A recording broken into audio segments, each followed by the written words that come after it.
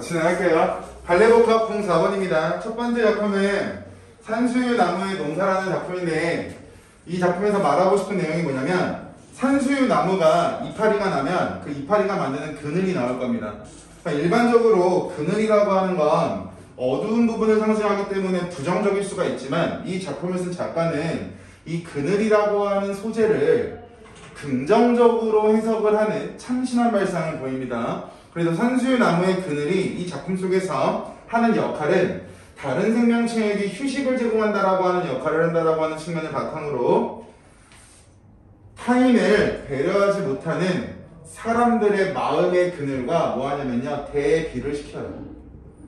즉 자연과 인간의 대조라고 보시면 되겠죠. 일반적으로 자연과 인간의 대조가 나왔을 때는 인간이 가지고 있는 한계점이나 인간이 가지고 있는 문제점에 대한 비판의 의도를 갖고 있기 때문에 결국 여기서 말하고 싶은 건 타인에 대한 배려가 필요하다라고 하는 메시지를 전달하는 작품이 산수유 나무의 농사라고 보시면 됩니다.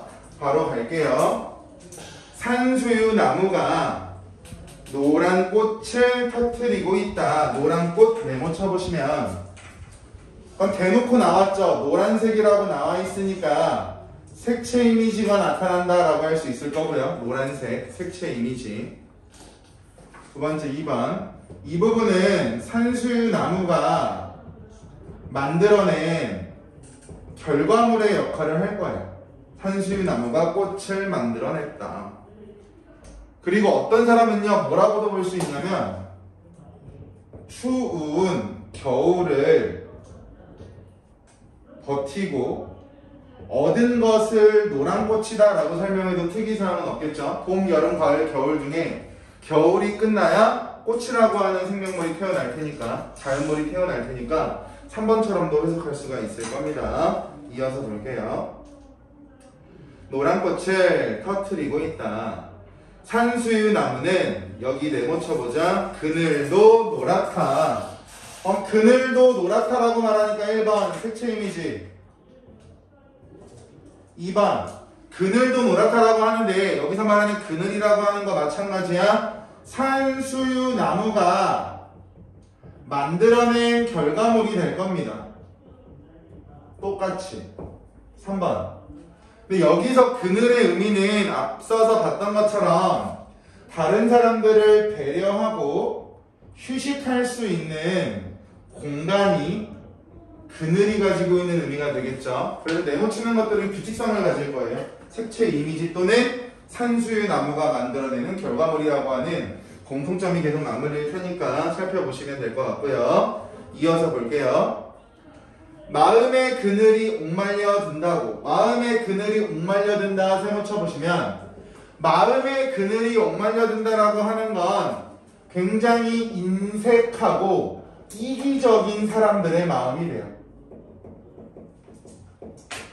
그럼 인색하고 이기적이라고 하는 말은 간단하게 보시면 배려가 없어요.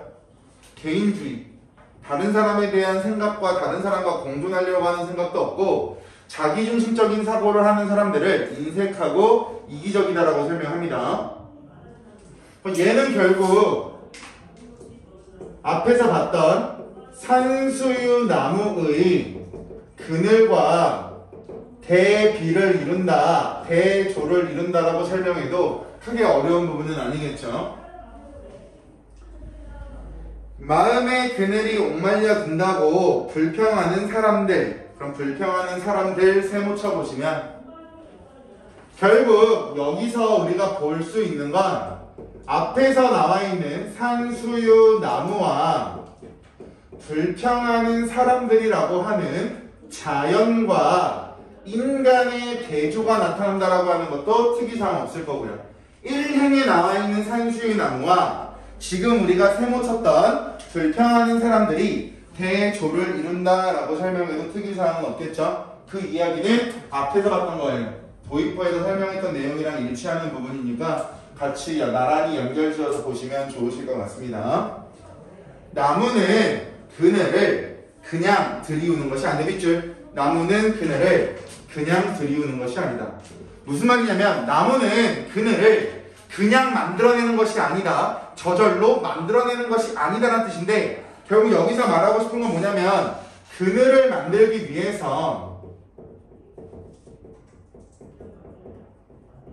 나무는 노력도 할 거고 수고도 할 거고. 그럼 무언가를 만들어낼 때 우리가 수작업을 거치거나 뭐 기계가 만들거나 결국 일정한 과정이 있을 겁니다. 그 일정한 과정처럼 산수유 나무라고 하는 자연물이 만들어내는 그늘도 저절로 만들어진 것이 아니라 나무가 노력했기 때문에, 나무가 고생했기 때문에, 나무가 수고했기 때문에 만들어진 거야 라고 생각을 한대요. 화자는. 이어서 갈게. 그늘 또한이라고 나와 있는데 그늘 앞에 괄호 열어보시고 거기서 중요한 글자는 또한이라는 두 글자예요. 또한. 그늘 또한 나무의 한 해 농사 산수유 나무가 그늘 농사를 짓고 있다. 바로 닫아보시면 1번 여기서는 산수유 나무가 그늘을 만들어내는 과정 또는 만들어낸 상황을 단순히 그늘이 있다라고 설명하지 않고요. 거기 그늘 농사를 짓고 있다처럼 농사에 빗대어 표현하고 있다라고 해석할 수가 있을 거고, 산수유나무가 그늘을 만드는 것은 농사 짓는 것과 같다. 근데 농사라고 하는 건 사람이 하는 거니까 여기에 사용된 비유적인 표현 중 표현 방식은 의인법이라고 해석해야 맞겠죠. 농사라고 하는 건 사람이 하는 거니까. 2번 농사는 사람만 짓는 것이 아니다라고 하는 작가의 생각을 할 수가 있을 텐데, 일반적으로 농사라고 하는 건 사람만 짓는다고 우리가 생각을 할 겁니다. 근데 이 글을 쓴 글쓴이는 야, 농사라고 하는 건 사람만 짓는 것이 아니야 라고 말하고 있으니 이런 것을 가지고도 이렇게 볼 수 있어요. 참신한 발상. 이 산수유나무 농사에서 가장 중요한 키워드는요, 참신한 발상이라는 키워드입니다. 작년에 덕성여고가 이때 문학에 이 작품이 들어가 있을 때 서술형으로 나왔던 부분 중에 하나가 이거예요. 참신한 발상. 위 작품에서 참신한 발상이 드러나는 부분은 어딘가? 실제 덕성여고가 문제를 좀 어렵게 내는 학교인데 거기서 나왔던 문제 바탕으로 놓고 본다면 이 작품에서 중요한 키워드인 참신한 발상, 그리고 그늘이라고 하는 일반적으로 어둡고 부정적인 이미지를 긍정적으로 표현하고 있다고 하는 두 포인트 잡고 보셔야 됩니다. 꽃은 하늘에 피우지만 그늘은 땅에서 넓어진다. 얘들아 잘 보세요. 꽃은 하늘에 피운다라고 하는 건 나무 위에 매달려 있다라고 볼 수가 있겠죠, 그죠? 꽃이 한 송이가 있을 때와 꽃이 만 송이가 피어 있을 때 그늘의 넓이는 달라질 거예요, 그죠? 그럼 결국 수학처럼 볼게요. 꽃의 양이 많아질수록 그늘이라고 하는 건 더 넓어지니까 꽃이 많으면 그늘도 넓어진다라고 하는 긍정적인 효과를 가지고 볼 수 있겠죠. 이런 것을 한 가지만 좋은 것이 아니라 두 가지가 다 좋아지는 현상이다라고 해서 상승 효과다라고도 설명해요. 그러니까 예를 들면 이런 거죠. 도경이가 머리를 감고 오면 주변 사람들은 환경이 쾌활해지겠죠. 환경이 굉장히 깔끔해질 거고요. 그럼 당연히 숨을 쉬는 우리들도 더러운 냄새를 맡지 않아도 되니까 굉장히 행복할 거고, 청결을 유지하고 있는 도경이도 당연히 상쾌함을 느낄 테니까 서로서로 좋겠죠. 그러니까 윈윈 효과처럼 상승 효과가 비슷한 개념이라고 보시면 됩니다. 오케이, 영상 속에 들어갔다. 다른 학교 지금. 알겠습니다. 밑줄 산수유 나무가 농부처럼 농사를 짓고 있다. 밑줄 처럼이라고 나와 있으니까 직유법. 그리고 농사를 하고 있다라고 사람처럼 표현하고 있으니까 의인법. 결국 산수유 나무를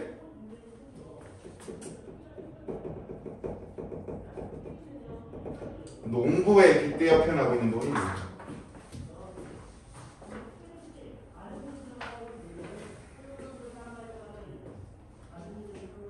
그럼 이어서 갈게요. 끌어모으면 벌써 노란 좁쌀 5대의 무게가 되는 그늘이다 라고 나와 있고요. 노란 좁쌀 5대의 무게 메모쳐 보시면 노란 좁쌀 5대의 무게.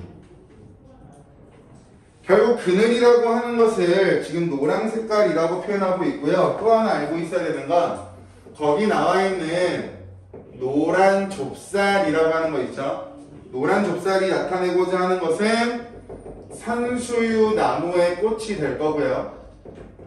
어떤 선생님께서는 노란 좁쌀은 산수유 나무의 꽃이야 A는 B다 라고 해서 비유법 중에 응유법이 적용된 거다라고 보시는 분도 계실 수 있으니까 여기까지 알고 가시면 좋을 것 같습니다.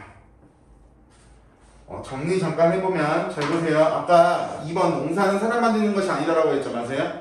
참신한 발상에 들어간다 맞고요. 만약에 인간 중심적 사고에서 벗어난 것이다. 이거 맞는 말이에요? 틀린 말이에요?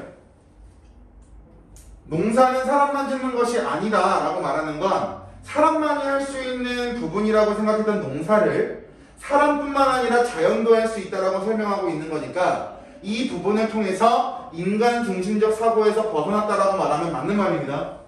어려울 수 있는 부분이 될 거고 계속 나오고 있는 색채 이미지가 뭐가 있냐면 노란색이 있죠. 그럼 색채 이미지를 사용했을 때 얻을 수 있는 효과도 여러분들이 정리하고 계시면 좋을 겁니다. 강렬하고 생동감 있게. 여기서 강렬하다와 생동감 있다라고 하는 말이 더 맞을 수 있는 이유는 뭐냐면 그늘이라고 하는 건 어두운 색깔인데 어두운 색깔을 노랗다라고 표현하고 있기 때문에 강렬하고 생동감을 부여한다라고 해석할 수 있다라고 보시면 됩니다.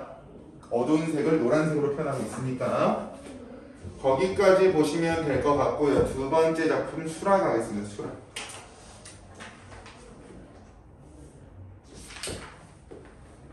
수라라고 하는 작품은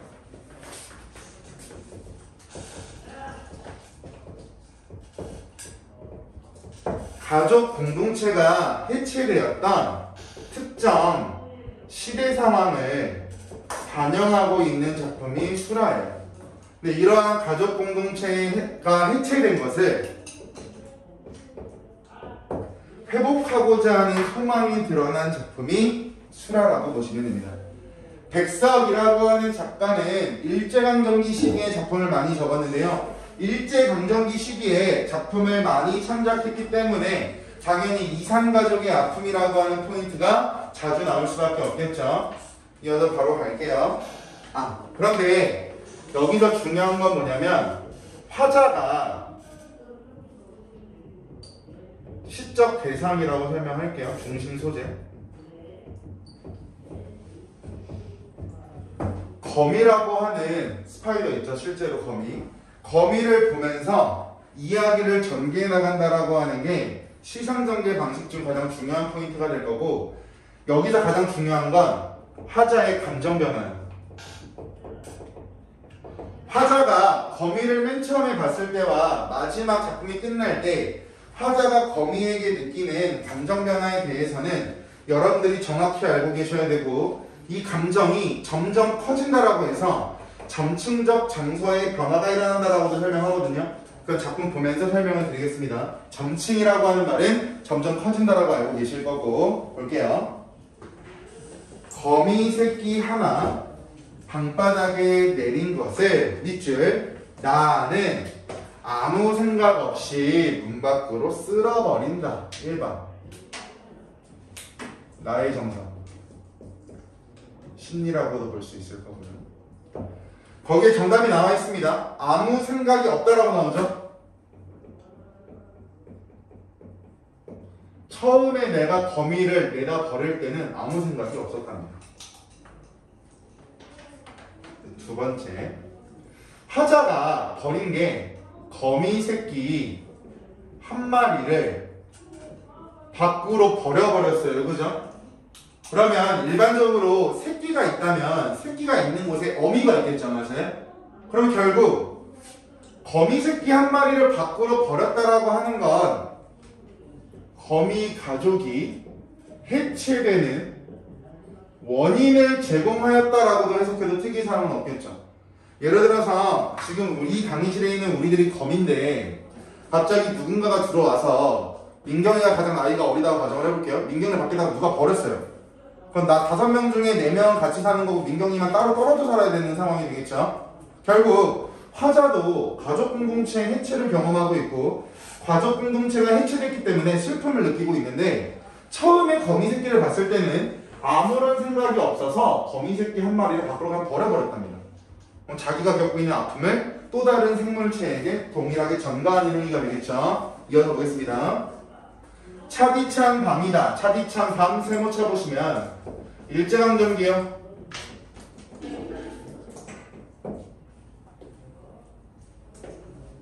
백석 작품이 쓰여진 시간을 생각해 보시면 되니까.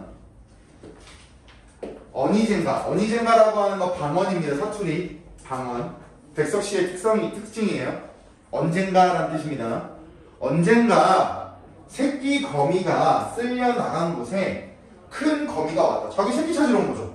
어디 갔니? 라고 찾아왔을 거야. 그랬더니 밑줄 나는 가슴이 짜릿한다.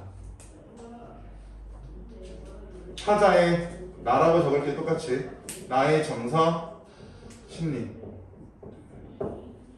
화자가 거미를 보고 놀란 것이라고 보면 안 되고요.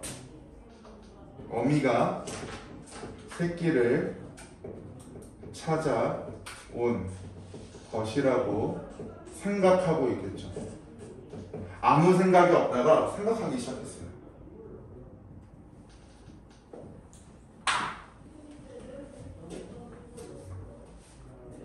거미를 내쫓을 때는 아무런 생각이 없다가 막상 어미 거미가 오니까 이 거미는 새끼 거미를 찾으러 온 거야 라고 생각을 했대. 그랬더니 나는 또 밑줄 큰 거미를 쓸어 문 밖으로 버리며. 얘는 거미를 정말 싫어하는 사람이라고 해석하시면 안 되고요. 여기서 큰 거미 같은 말 어미 거미라고 봐도 되고요. 상관없겠죠. 큰 거미를 밖으로 버린 이유는요. 새끼 거미를 만나길 소망하는 것. 내가 밖으로 새끼 거미를 버렸으니까 내가 밖으로 큰 거미를 버린다면 큰 거미가 새끼 거미를 만나지 않을까? 라고 하는 생각에 큰 거미도 문 밖으로 버렸답니다. 창 밖이라도 새끼 있는 대로 가라고 하며 서러워한다. 서러워한다 밑줄 화자라고 나오는 나의 정서 심리죠. 대놓고 나왔네. 서러움. 그럼 지금 밑줄 친 서러움은요. 정서가 대놓고 나와 있으니까 이거 뭐라고 하냐면 정서를 직접적 또는 직설적으로 제시하고 있다, 표현하고 있다라고 설명을 하죠. 정서와 관련된 단어가 나오면 정서의 직접 제시라고 우리가 설명을 하니까 알고 계셔야 될 부분이고요. 거기에 창 밖이라도 나와 있죠. 그죠? 마지막에 뒤에도 정리할 건데 그 밖이라고 하는 글자 한번 체크해 보시고요. 밖이 있으면 대조적인 공간인 방 안이 있을 거야. 그래서 밖과 방 안의 의미를 마지막에 다 읽고 나서 정리할 거니까 그 밖이라고 하는 글자 잘 체크해 놓으세요. 이어서 가겠습니다. 이렇게 해서 아닌 가슴이 싹기도 전이다.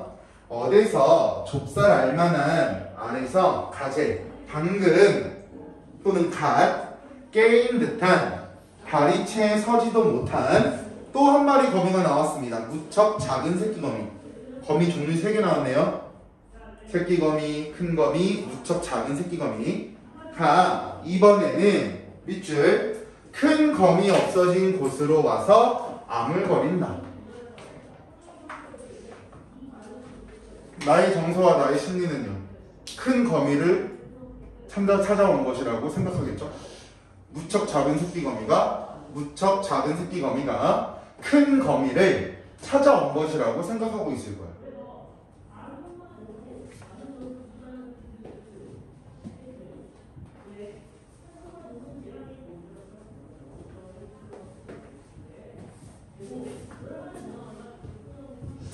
알겠습니다. 밑줄 나는 가슴이 메이는 듯하다. 나의 정서 그리고 나의 심리 파악하셔야죠.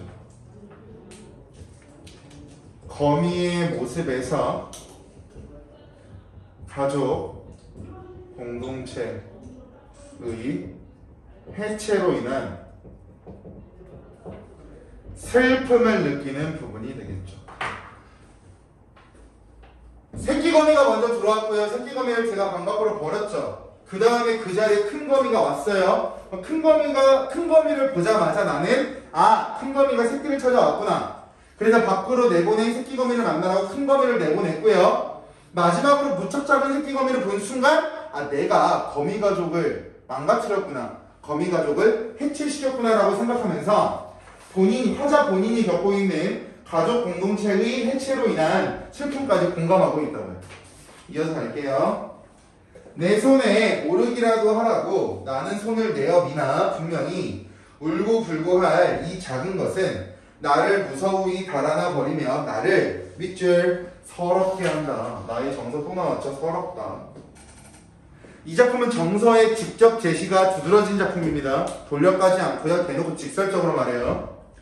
나는 이 작은 것을 고이 보드라운 종이에 받아 또 문 밖으로 버리며 또 문 밖으로 버리는 행위의 이유는 뭐예요? 큰 거미를 만나기를 소망하는 거죠. 큰 거미를 만나기를 소망한다. 똑같은 패턴이에요. 큰 거미를 만나기를 소망한다. 문 밖으로 버리며 이것의 밑줄 엄마와 누나나 형이 가까이 이것에 걱정을 하며 있다가 쉬이 만나기나 했으면 좋으련만 밑줄 쳐보시면 결국 거미 가족이 다시 만나길 소망하는 부분이 될 거고, 단순하게 작품을 보면 거미 가족이 다시 만나기를 소망하는 거지만 이 작품의 전체적인 주제랑 연결해서 본다면 가족, 공동체, 회복을 소망하고 있다라고 해석해도 특이사항은 없겠죠. 내가 거미 가족을 해체시킨 것처럼 거미 가족이 다시 만나기를 나는 기다려, 나는 소망해. 그러면 거미 가족뿐만 아니라 일제강점기에 가족이 다 흩어져서 공동체가 무너진 사람들도 가족 공동체가 다시 회복돼서 행복하게 살았으면 좋겠다 라고 메시지를 던지는 게 작가의 이유이자 목적이고 주제라고요. 좋으련만 하고, 여기 또 밑줄 슬퍼한다. 나의 정서와 심리. 슬프대요. 나의 정서와 심리. 그럼 갈게요. 밖이라고 하는 공간은 굉장히 추운 공간이 될 겁니다. 단순하게 보자. 차디찬 밤이라고 나와 있었잖아요. 위에서. 방 밖은 차가운 공간이고 방 안은 따뜻한 공간이 될 겁니다. 그런데 방 안에 있는 거미 가족들은 화자가 한 명 한 명씩, 한 마리 한 마리씩 버렸으니까 방 안은 거미 가족이 서로 헤어지는 공간이 될 거야. 내가 버리고 있으니까, 화자가 버리고 있으니까. 반면에 방 밖은요, 거미 가족이 함께 있는 공간이 될 거야. 내가 다시 거미 가족끼리 만나라고 버리니까요, 밖으로. 결국 이 방안이라고 하는 것은 일제강점기 시기에 가족 공동체가 해체되었던 모습을 반영하고 있는 공간이 방안이 될 거고, 그럼 방 밖이라고 하는 것은 가족 공동체가 회복되어서 이전과 같은 삶을 살기를 소망하는 공간의 역할을 할 겁니다.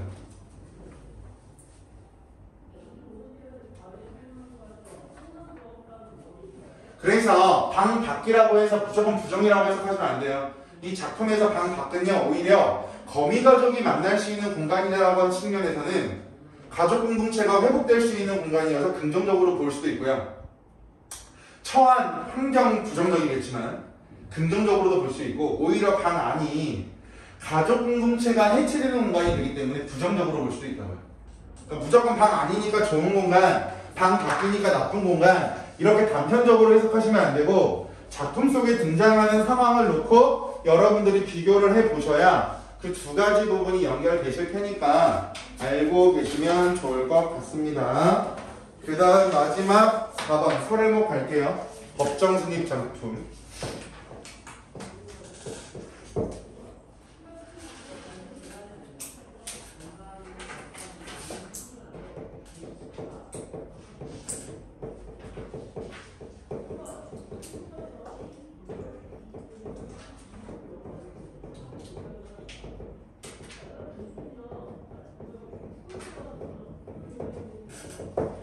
설해목에서 말하고 싶은 그겁니다. 부드럽고 약한 것이 오히려 더 큰 또는 더 강한 힘을 발휘하기도 한다. 그러니까 겉으로 보기에 강하고 겉으로 보기에 센 사람들이 사회적인 권력이나 또는 자신이 어떠한 주장이나 의견을 제시하는 데 있어서 우위를 점하고 싶을 거야. 반면에 자기가 옆에 있는 친구들 중에서 굉장히 부드럽게 말하고 약해 보이지만 어떠한 특정 상황이나 특정 장면에서 굉장히 강함을 보이는 친구들도 존재할 거고요. 그런 것처럼 부드럽고 약하다라고 해서 무조건 안 좋은 것이 아니라 때로는 부드럽고 약한 것이 긍정적인 역할을 한다. 더 강하다라고 하는 측면을 전달하는 작품이 설해목입니다. 수필이고요. 수필이고 여기서는 특정한 일화를 통해서 주제를 표현할 거고요. 일화를 통해서 주제를 표현할 거고요. 그래서 일화에 대한 이해가 중요하겠죠.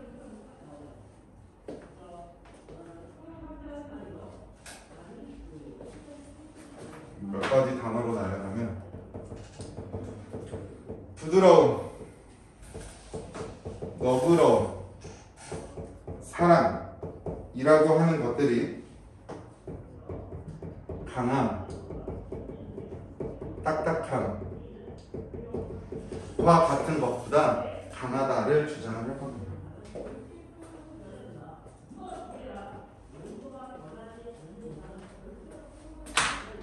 결국 앞에 나오는 이러한 요소들이 대상을 변화시킬 수 있다라고 설명할 겁니다. 그러니까 이런 거죠. 여러분들이 공부를 안 하거나 뺀질뺀질 거릴 때 어떤 사람은 혼을 낼 거고요. 어떤 사람은 타이를 수 있을 거고요. 어떤 사람은 왜 공부를 안 하고 왜 문제가 있는지에 대해서 이야기나 대화를 통해 풀어나가는 사람이 있을 겁니다. 그럼 단순하게 혼을 내는 것보다는 때로는 그 사람의 상황을 들어주고 그 사람의 입장을 이해하고 배려한다고 한다면 그 사람을 변화시키기에는 앞에 있는 방법들이 더 효율적이겠죠. 그런 부분에 대해 이야기하는 작품이 설해목입니다. 바로 갈게요. 해가 저문 어느 날 오막살이 토굴에 사는 노승 앞에 더벅머리 학생이 하나 찾아왔다. 더벅머리라고 하는 사람은 머리가 부시시한 사람을 더벅머리라고 합니다. 머리 미용실도 안 가서 머리가 엄청 무방비하게 많이 자란 상태. 아버지가 써준 편지를 꺼내면서 아버지가 써준 편지 메모쳐 보실까요? 그 편지 내용에는 뭐가 들어있냐면 아들의 변화를 소망하는 내용이 담겨 있습니다. 더벅머리 학생이 너무 철이 없으니까 아버지가 노승을 통해서 아들이 긍정적으로 변화하길 바란다는 메시지가 적혀있는 편지라고 보시면 돼요. 편지를 꺼내면서 그라고 하는 건 더벅머리 학생이 되겠죠. 밑줄 사뭇 불안한 표정이었다. 더벅머리 학생이 불안한 표정을 짓는 이유는 노승이 자신을 혼낼까봐 불안해하고 있는 장면이 되겠죠. 누구나 혼나는 건 좋아하지 않을 테니까요.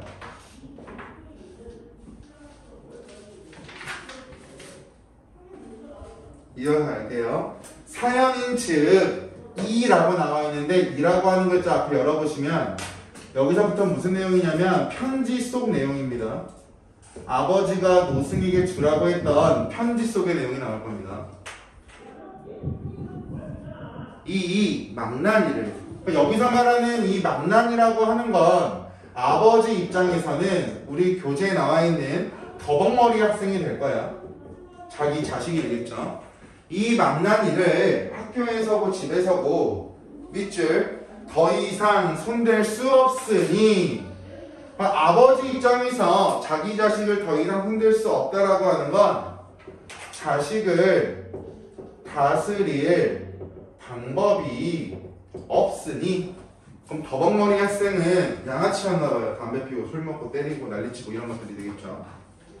스님이 알아서 사람을 만들어 달라는 것이었다. 바로 닫아보시면 거기까지 편지 속 내용. 물론 노순과 그의 아버지는 친분이 있는 사이였다. 편지를 보고 난 노승은 아무런 말도 없이 몸소 후원. 후원이라고 하는 두 글자의 뜻은 집 뒤에 있는 마당이라는 뜻입니다. 집 뒤에 있는 마당인 후원에 나가서 늦은 저녁을 지어왔다. 밑줄 저녁을 먹인 다음에 발을 씻으라고 대야에 가득 더운 물을 떠다 주었답니다. 그럼 노승은요 그 더벅머리 학생에게 훈계하지 않았습니다. 잔소리 안 했다고요. 오히려 사랑으로 베풀고 있죠. 행실이 불량하고 양아치인데 양아치에게 너 그따구로 살면 안 돼. 너 학생이야. 라고 잘 잔소리하고 훈계하는 것이 아니라 아무 말 하지 않고 저녁 못 먹었지? 저녁 먹이고 발 씻어야지 대야에다가 뜨거운 물을 갖다가 줬대요. 이때 밑줄 더벅머리의 눈에서는 주르륵 눈물이 내렸다. 밑줄 즉 부드러운 것이 강함을 보여주는 사례가 되겠죠. 양아치에게 양아치를 교육하기 위해서 욕하고 때리고 잔소리하고 벌을 주는 것이 아니라 부드럽게 그 사람을 감화, 그 사람을 병화시킬 수 있다라고 하는 걸 보여주는 첫 번째 사례가 될 겁니다. 됐어요? 이런 거죠. 어느 날 도경이가 학원 내에서 담배를 피우기 시작합니다. 강의실 내에서.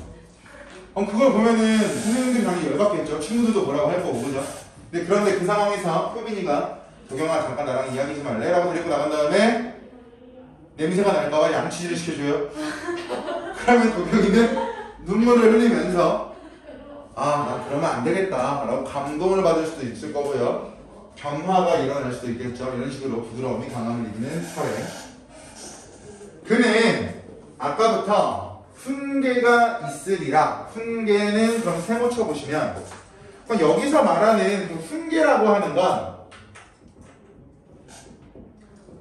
강함 또는 앞에서 봤던 딱딱함 등의 속성을 가지고 있는 게 훈계가 되겠죠.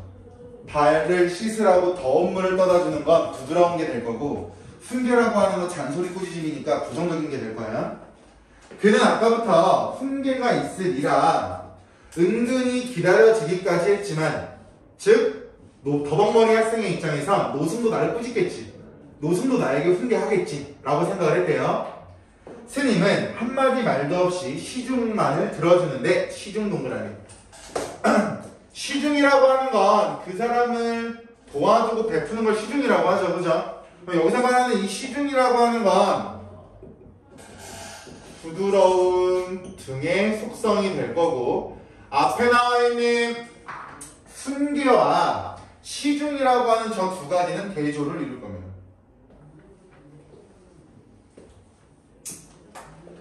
시중만을 들어주는데 크게 감동한 것이다. 훈계라면 진저리가 났을 것이다. 왜? 이미 더벅머리 학생은 수도 없이 잔소리 들었을 거 아니에요. 그죠? 똑같은 잔소리 들었을 테니까 지겨웠을 거라고. 그에게는 여기 세모 쳐볼까요? 백천마디 좋은 말 세모. 결국 걔도 훈계가 되니까 걔도 훈계가 될 테니까 강하고 딱딱한 등을 갖고 있는 속성을 나타내는 말이 될 겁니다. 백천마디 좋은 말보다는 여기 동그라미 다사로운 손길, 시중과 같은 손길이 되겠죠. 부드러움, 사랑, 너그러움 이런 것들. 이 글이 어떤 것이다. 이제는 가고 안 계신 한 노사로부터 들은 이야기이다. 그럼 여기까지가 1화가 되겠죠. 여기까지가 1화. 이제는 앞부분까지가 전체가 1화요. 그러니까 1화를 통해 주제를 표현하라고 했으니까. 내게는 생생하게 살아있는 노사의 모습이다. 산에서 살아보면 누구나 다 아는 일이지만 겨울철이면 나무들이 많이 꺾인다. 모진 비바람에도 끄떡이지 않던 아름드리 나무들이 꿋꿋하게 고집스럽기만 하던 그 소나무들이 눈이 내려 덮이면 꺾이게 된다. 밑줄 가지 끝 사뿐사뿐 내려 쌓이는 가볍고 하얀 눈에 꺾이고 마는 것이다. 밑줄 얘가도 이거죠. 부드러운 것이 강함을 이긴다라고 하는 것을 보여주는 사례. 여기서 부드러운 것 또는 약한 것이라고 하는 건 눈이고요. 강한 것이라고 하는 건 모진 비바람이 될 거예요. 모진 비바람이라고 하는 건 태풍이 불 때 비와 바람이 동시에 일어나는 거랑 흡사하다고 보시면 되고요. 눈이라고 하는 건 우리가 알고 있는 눈을 떠올려 보시면 됩니다. 근데 우리가 거리를 걸어갈 때 모진 비바람이 발생하면 옷도 다 젖고 우산도 뒤집히면 날아갈 거예요. 그죠? 그럼 그게 강하다라고 표현할 수 있는데 나무의 입장에서 놓고 본다면 모진 비바람은 나무를 꺾지 못하고 눈처럼 약하고 부드러운 것은 나무를 꺾는다라고 설명하고 있으니 여기 나와 있는 사례도 부드러운 것이 강함을 이긴다라고 하는 것을 보여준 사례가 되겠죠. 강함을 이긴다. 이거 빠먹었네. 이 말이 빠져서 이상하구나. 부드러운 것이 강함을 이긴다는 것을 보여주는 사례. 이어서 할게요. 깊은 밤 이 골짜 저 골짜기에서 나무들이 꺾이는 메아리가 울려올 때에 우리들은 잠을 잘 수가 없다. 정정한 나무들이 부드러운 것 앞에서 넘어지는 그 의미 때문일까? 산은 한겨울이 지나면 앓고 난 얼굴처럼 직유법이죠. 처럼 수척하다. 사바티라고 하는 것도 인도에 있는 도시명 중에 하나인데요. 인도에 있었던 이야기를 바탕으로 전달할 건가 봐. 온 시민들을 공포에 떨게 하던 살인귀 앙굴리말라를 귀의시킨 것은 부처님의 불가사의한 신통력이 아니었다니까. 신통력 설문 쳐볼까요? 살인귀라고 하는 건 살인마라고 보시면 됩니다. 살인마를 귀의시킨 건 부처님의 신통력이 아니었고요. 위험세모, 권위세모. 나쁜 사람을 변화시킨 것들은 신통력도 아니고 위험도 아니고 권위도 아니랍니다. 그것은 오로지 동그라미 자비. 즉 대상을 변화할 수 있도록 만든 요소는 자비라고 하는 요소가 되겠죠. 그럼 여러분들이 단순하게 놓고 보셔도 세모 친 것과 동그라미 친 거를 비교해 보신다면 앞에 나와 있는 얘네들은요 굉장히 강한 것들이 될 거고 뒤에 나와 있는 얘는요 굉장히 부드러운 것이 되겠죠. 결국 부드러운 것이 강함을 이기고 있다. 똑같은 내용 또 나올 거야. 여기까지만 할게요. 더 왔으니까. 이어서 합시다. 아무리 여기 밑줄 흉한무도한 살인이라고 할지라도 차별 없는 훈훈한 사람 앞에서는 돌아오지 않을 수 없었던 것이다. 이거요. 부드러운 것이 강함을 이긴다는 것을 보여주는 사례. 거기서 사랑 동그라미 쳐보세요. 사랑. 그러니까 여기서 말하는 것은 자비와 사랑으로 살인귀를 불교에 귀의시켰다.